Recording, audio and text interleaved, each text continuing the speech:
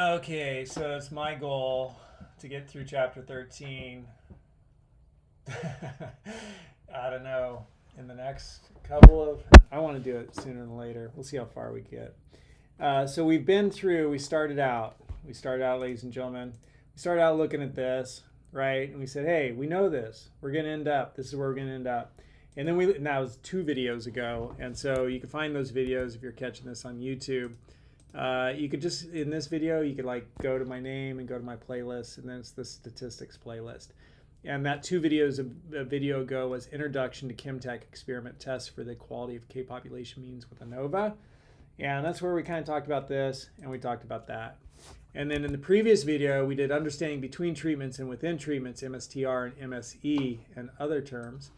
And that video was where we really dove into this. You can pause the video and read through that if you want. And we dove into this, and you can pause the video and you could read through that. And I'm just kind of curious, actually, if on that slide, yeah, my picture does cover up some of that in the lower right corner. And then we dove in here and we talked about this.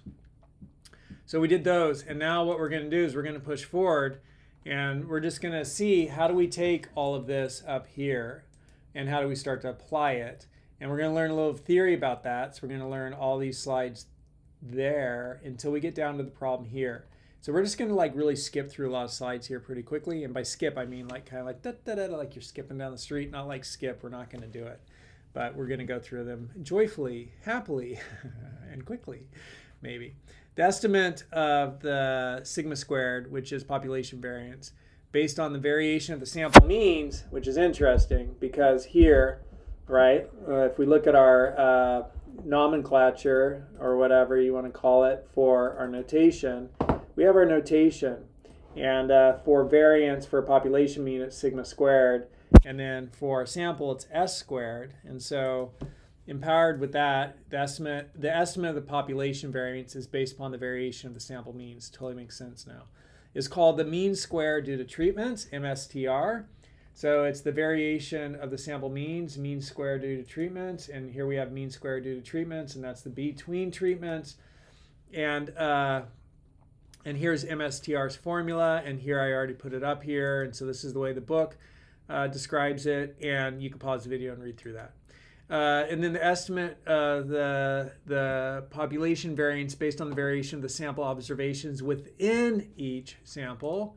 So here we have between treatments, and I think I just need to highlight that because that wasn't popping out to me. I'm going to make it purple. Ooh, wow, that's a little too dark. What's it look like when I'm not on there? Yep, it's too dark. Let me take that off. And we'll make it like, I don't know, green. We'll make it stand out maybe. And and then we have a purple B. That doesn't look so good. We'll make that one green too. All right, so between treatments versus within treatments. Okay, and there now we've got those standing out just a little bit more. Between treatments and within treatments is mean square error. It's denoted by MSE, and you could like read through that, but that's all summarized here, which we went through in the previous video. Mean square error, MSE, also known as within treatments estimate of variance. And so that's within. We have between, we have within, and now comparing the variance estimates, the F test. If the null, and to get to the F test statistic, right, it's MSTR divided by MSE, which is here again on this slide, which is a really important slide because it puts everything important in one place. But the null hypothesis is true. If the null hypothesis is true and the ANOVA assumptions are valid, so there's certain ANOVA assumptions which we discussed at some point, I believe. The sampling distribution of MSTR and MSE is an F distribution, which means we could use the F table. It's in your textbook in the back, and I have pictures of it here, and we went over it in a previous video. And so there are pictures of it. You could pause the video and you could read through that. Yeah, so it allows you to use the F distribution with MSTR degrees of freedom equal to that, and MSE degrees of freedom equal to that. And MSTR and MSE is MSTR and MSE. I don't know how sometimes I get that big arrow. And so that is what you do, right? If the means of the K populations are not equal, the value of MSTR, MSE will be inflated because MSTR overestimates population variance. Okay. Hence, we will reject the null hypothesis if the resulting value of MSTR divided by MSE appears to be too large to have been selected at random from the appropriate F distribution. So I guess, if our F statistic is too large, right? Like if it's like, 4,000 or something, we're just going to be like, no, that's too big. Or if it's bigger than that, I don't know, because most of these values are within that range there. They're smaller. And then here is the sampling distribution of the F statistic, and you can see that again here. And they are doing 9.81 right there. They're showing 9.81 because that's what we end up calculating, 9.81, when we take our MSTR and divide it by our MSE. And then you can put together this table here. We already talked about this table. And so this table, I put it down here really small, and we went through it. But this is like called the ANOVA table. It just kind of synthesizes everything into one place.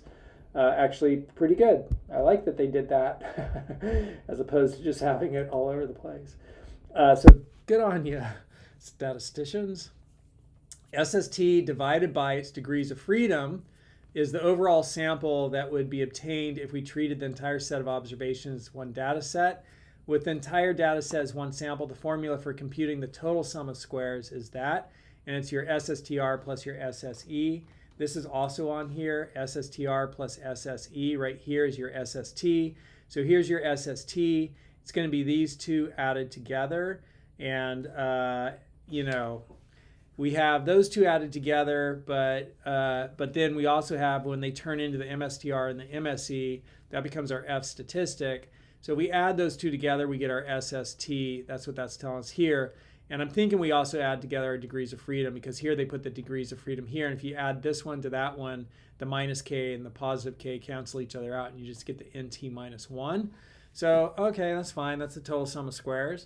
And, if what these things are doing are finding the differences within the group, the SSE quantifies how much individual observations within each group differ from the respective group means.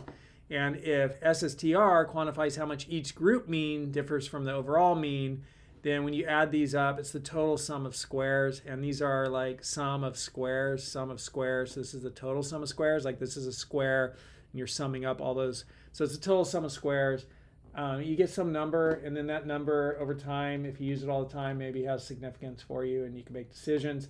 But really the decision-making thing that we're learning here is this F statistic, where we get a test statistic, we have a critical value, we have our critical value approach, we have our p-value approach, and we could say, hey, do we reject or not reject the null hypothesis? So again, just kind of cruising through this material. A lot of this we've already covered. So that's your SST. And then ANOVA can be viewed as the process of partitioning the total sum of squares and the degrees of freedom into their corresponding sources, treatment, and error. That doesn't make a whole lot of sense to me. Maybe that's something, we could, actually, now that I reflect on it for just a second, right? The treatments, corresponding sources, the treatments are treatment A, treatment B, treatment C. And we learned about treatments in a previous video. Where you have a factor, aka treatments. Treatments are like, subset of factors. And then you have experimental units. The treatments are applied to them. So if these are people and you are looking to see which diets will reduce the outcome of weight loss, produce the outcome of weight loss, these would be different diets. The Mediterranean diet, keto diet, you apply it to people, aka in statistics, experimental units. And then you measure the outcomes, what the weight loss is. And when you randomly assign the treatment, that's considered a completely randomized design. And so getting back to this right here, we have our treatments, right? And so our treatments here are not different diets, but they're different assembly methods. We have assembly method A, B, and C, using method A, using method C, using method C. So those are our treatments. And then we have error, right? And so we have error, and there's going to be error between this data, right? Variance between this data. I think that's what it means by error. And there's going to be error between the different treatments, the means of the different treatments versus the overall mean. And so this is really kind of summarizing treatments and errors. It's breaking, the process partitioning. Partitioning means to separate. You're partitioning, the total sum of squares, which is like, this deal here, right? Total sum of squares is this SST right here, which is SSTR plus SSE. You're partitioning the total sum of squares, into its corresponding sources. And those corresponding sources are the SSTR and the SSE. And each of those are measuring variance, whether between the group or within the group. Jeez. And in dividing the sum of squares by the appropriate degrees of freedom provides the variance estimates. So when we divide the sum of squares, right, sum of squares, so here's a sum of squares, here's a sum of squares.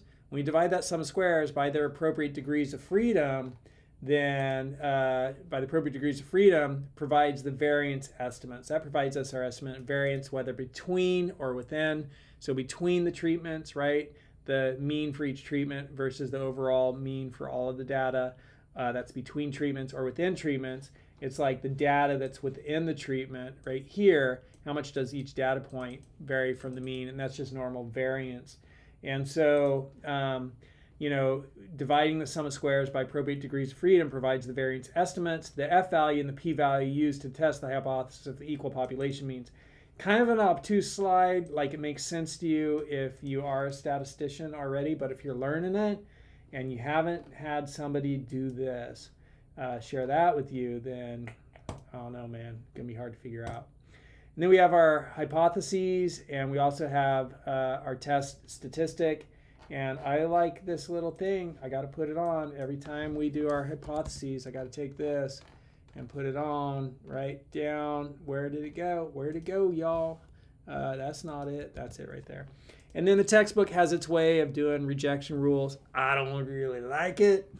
I much prefer like drawing the diagram and being able to visualize it. I guess after you've done this enough, you could just look at this stuff and you're like, yeah, it's obvious, isn't it? But I'm not the dullest tool in the shed, but I'm also not the sharpest. I mean, some things, we all have multiple intelligences. Really good to learn about, right? Everybody knows something better than you, right? Everybody in the world, there's something they know which they know better than you. Multiple intelligences. And by implication, the counterpart to that is that you know something better than every other individual you've ever met, right? And that just might be the layout of your own house. But there's something you know better than every other individual you've ever met. And so we all have multiple intelligences. And in some areas, we know more about something than every other individual on the planet. It's kind of interesting. So here is another really huge slide, but we've been through a lot of this. And we looked through this problem, this example, and we've looked at this data here in this table. And then what we haven't looked at is the factor is the assembly method. And then the independent variable, the treatment, is A, B, or C. So this is a really good breakdown of the difference between factor and independent variable or treatment. And I'm going to actually put, this is how the book had it. And since we were using, I don't know, for whatever reason, I like independent variable, dependent variable, but we'll leave it like this. And so the treatment, right, there's the factor, there's the treatment, because the treatment is like a subset of the factor.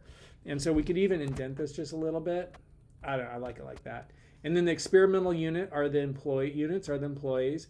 And then the response unit, which is just a weird phrase, if you ask me. The response unit is the, what is that? That's the dependent variable. And it's the number of units produced. Dependent? No, dependent. That's what I want. It's the number of units produced.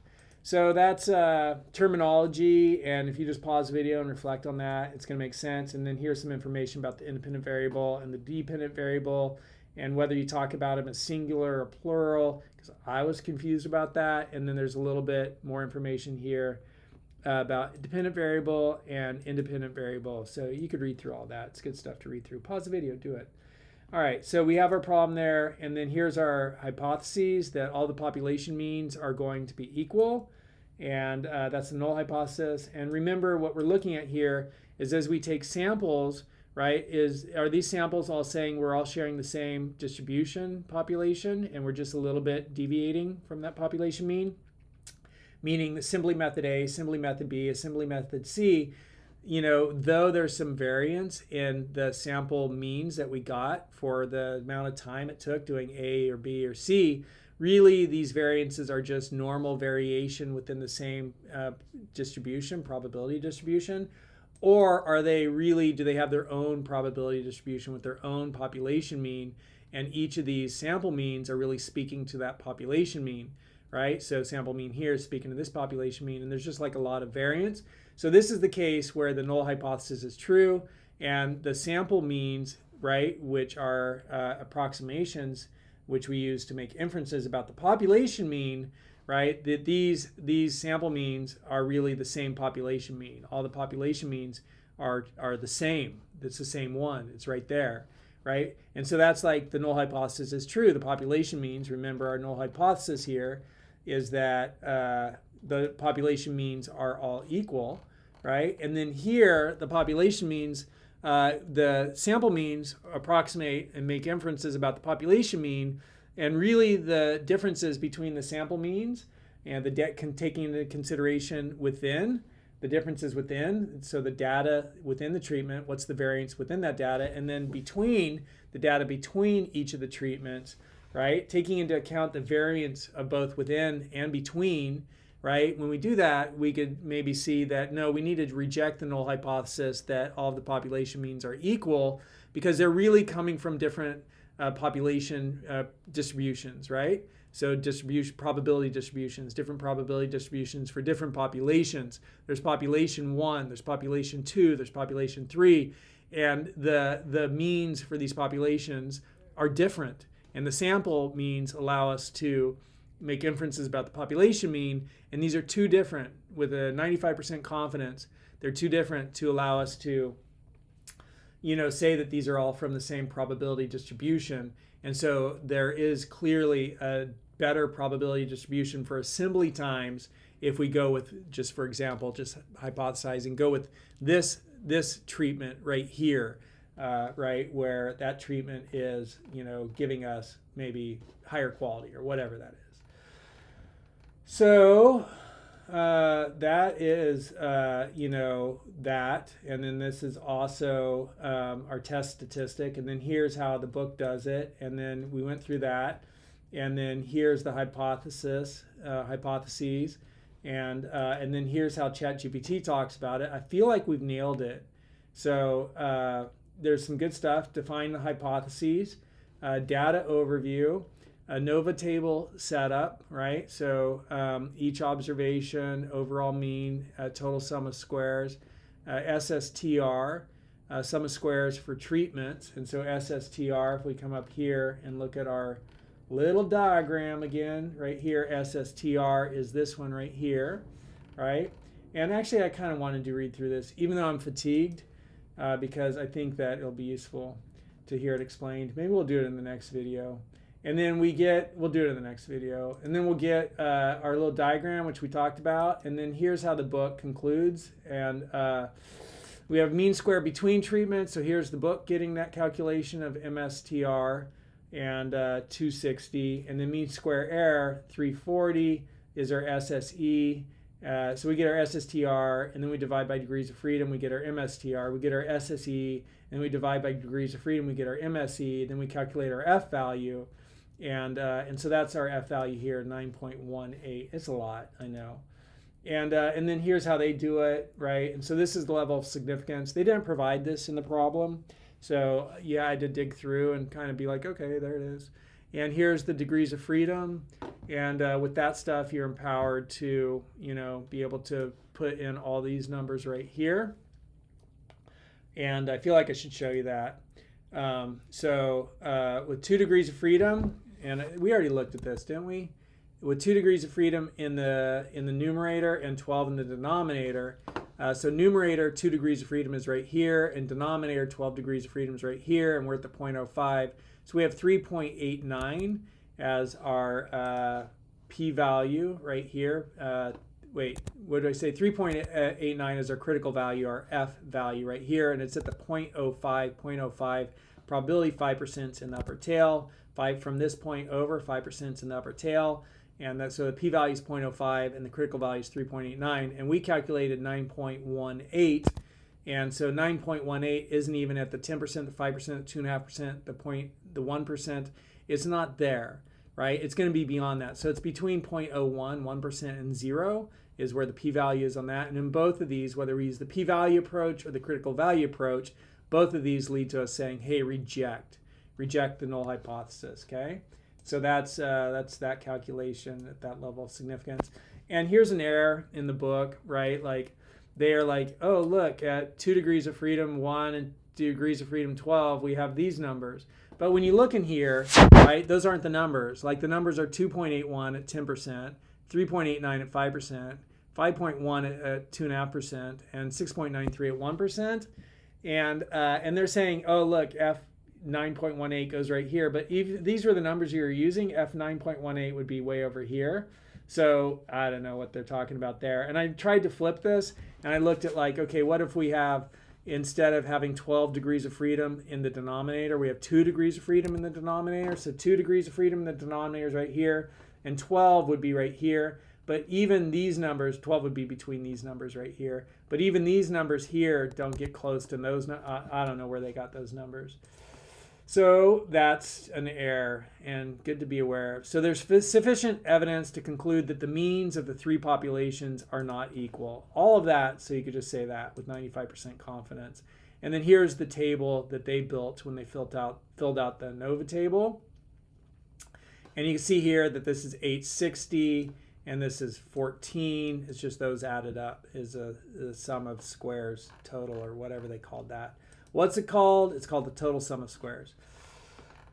Well, I don't know. Let's do it. Let's just read it, because there'll be an insight and it'll be worth it, and then we won't make another video. The Chemitech experiment is an example of a... Come on, let's do it. The Chemitech... I'm pumping myself up. Chemitech experiment is an example of a completely randomized design used to determine which assembly method, A, B, or C, produces the greatest number of filtration systems per week. The goal is to see if there is a statistically significant difference in the mean number of units produced by these 3 methods. Here's how we solve and explain this example using ANOVA. Define the hypothesis. So we get our null hypothesis. The population means of the number of filtration systems produced by methods A, B, and C are all equal. That would be this situation, right? So we have samples, and those samples are approximating, making inferences about a population, and the population means are all equal. They all have the same mean. That's cool. And then the alternative hypothesis, at least 2 means are different. I like that articulation of the alternative hypothesis as opposed to not all means are equal. I think that's much better articulated. That's a good insight right there, right? Better. Well done, ChatGPT. Data overview. The data for the number of units produced for each of the 3 methods are as follows. So here's our data. That's the same data here, 58, 64, 55, 58, 64, 55. And the sample means and sample variances for each method are given, 62, 66, 52, 62, 66, 52, 27, 26, 31, 27, 30, 26, 31. ANOVA table setup. To perform analysis of variance tests, we need to calculate the sum of squares values, the degrees of freedom, and the mean squares to fill out the ANOVA table. So sum of squares measures the total variation in the data. It's going to be a data point minus the mean, square it, sum it up. And so that is great, right? That's not divided by n minus 1, but that I really like how that's presented, and that is like akin to this one right here, right? Where it's like, you know, let me just close these because we're done with those. It's like, you know, the data point minus the mean, square it, sum it up. We're just not dividing by an n. It's just the sum, total sum of squares. So it's like the variance, but without dividing by the sample size or the population size. So that's a good insight. Sum of squares for treatments, SSTR, measures the variation between the group means. And so here is the individual mean, here's the group mean, sum it up, and then we multiply by the number of observations per group since the groups are equal size. I'm just going to like take a picture of that, a little screen clipping, and grab that there. And I'm going to grab that little screen clipping, and let me see it pop up on my computer. There it is. And I'm going to go up here to our little handy dandy table, And in our little handy dandy table, I'm going to take this, and this one here goes, which one was it? It's SSTR, and SSTR goes up here. So here's how the text, or here's how ChatGPT puts together SSTR. So it's those, that's, and then in, and yeah, that's the SSTR right there. All right, cool. And I kind of like that notation better than NJ, J equal 1K. You know, this looks more confusing. That looks more elegant and more understandable. That's why when I saw it, I was kind of excited. I literally was kind of excited.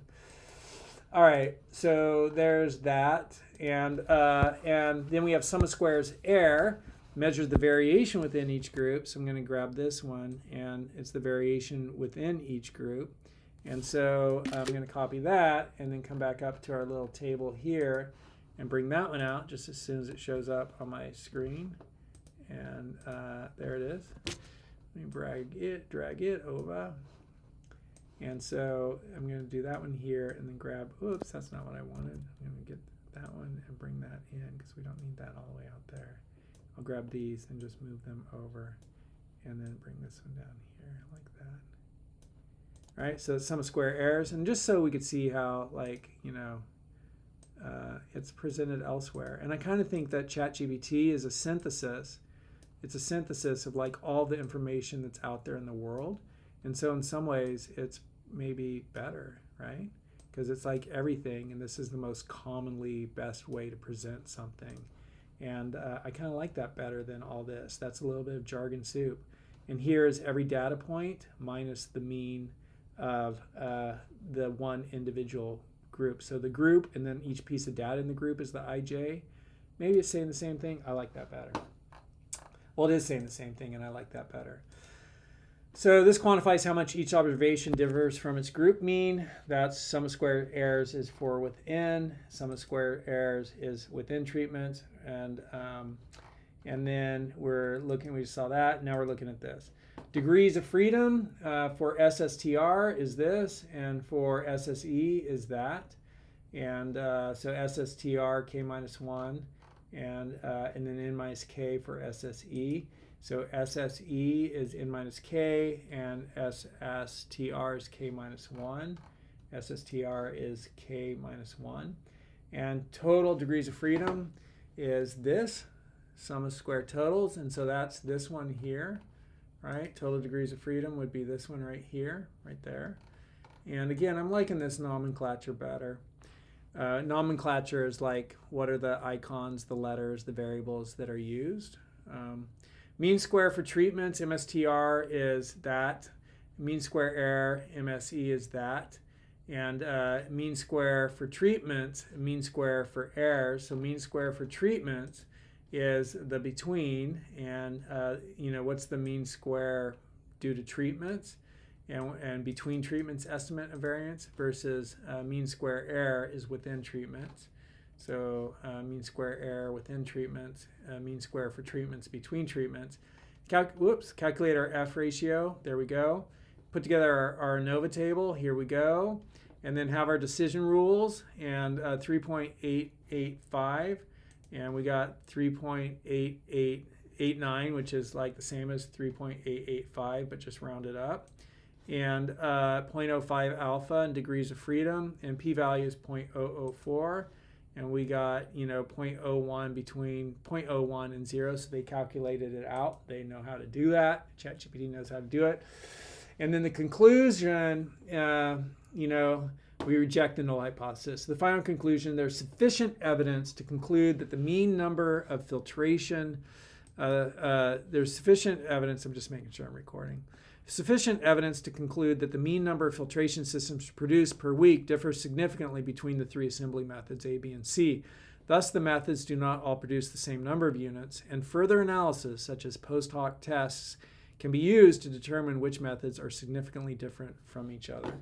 Ladies and gentlemen, that was a lot to wrap our heads around. At least it was for me. And I hope me going through it and the way I explained it helps you understand it.